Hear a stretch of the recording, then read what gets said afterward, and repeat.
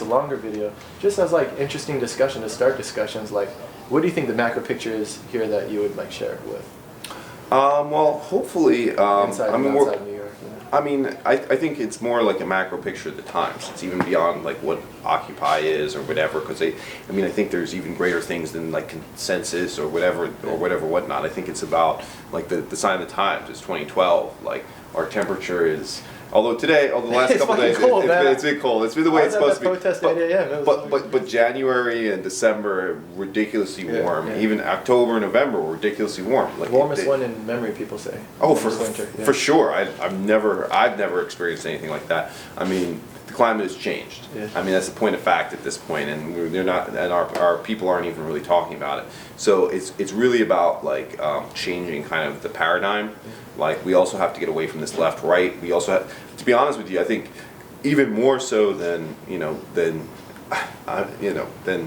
Barack Obama or whatever. Like I'm certainly not completely in agreement with all of his decisions, but at this particular juncture, I feel like we have this tendency to still give somewhat close to equal weight to standard Republican mantra, which right now I think is toxic to our national discourse. Because I mean, they're really just spouting outdated ideas, stuff that doesn't even make sense, not even on the surface. We equivocate between, hey, they're both bad. We sort of miss like the fact that one is like so much percentage points worse like than another one maybe.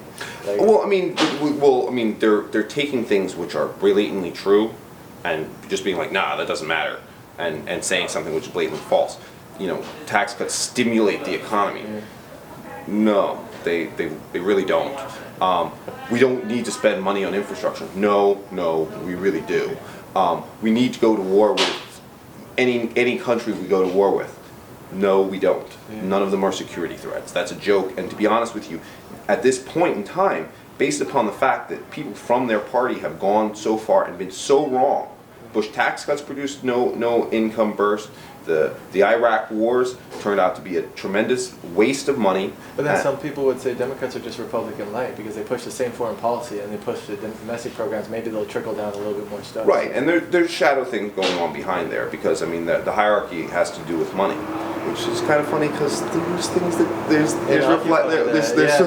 that's what we're reflections noticing in Occupy Wall Street too. And the discussion we're having is elitism in our in our movement, and we're just replicating a lot of power structures. Maybe not like as severely, but definitely we're seeing like shadows of them in Occupy power structures. I would say they're very analogous, analogous into the way it's shadowed from what the public and then how to solve facing. That. And I think the solving it, I don't know, that's a discussion we should be having. And I think it's not just New York City.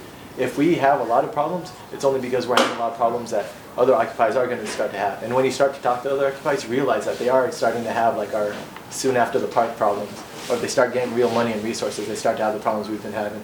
So it's a discussion that's going to get... Well, I mean, to be honest with you, it's kind of why, and it's one of the places where with the law, like you can kind of see actually there's reasons why the law sets were designed the way they are. Like you're literally like if you raise more than $250,000, by law you're required to have an audit done, and that's because at certain stages, certain problems are just natural, and then you have to start transforming into and getting that's why the law was set that way too, because they know that organizations that start raising this type of money start having endemic problems that would require those levels of transparency and those levels. Luckily, we don't have a problem because we're an official project of the Alliance for Global Justice, so we never have to open our books because. No. I mean, they still have to. They still have to be. They're still gonna. Yeah, they're still gonna have to be done by certified by the accountant. I mean, I don't know, I'm just going off on my little bone to pick with finance. They have to open them to the IRS. They don't have to open them to us. Is basically I think their stance right now. Well, I mean, I think we'll get there pretty soon. For now, what I'm more worried about is like trying to get a fundraiser or whatever, and to get something in. I personally think that we have to do something to get people money in their pockets, or whatever. Yeah. There's a lot of broke occupiers, myself included, just because they've been spending all their time on this. Like I'm going to try to in the next couple days try to see if we can set up a fundraiser at that space. See if we can unlock some currently frozen account monies and then just do that on a big spend to try to turn like somewhere between somewhere close to 25,000 into something like 50,000, throw in an event or a party, and then hopefully also tie in with other not-for-profits in the city. Like, because that's what I noticed too. I was trying to go on that like auditing finance kick, and I did it for like a week.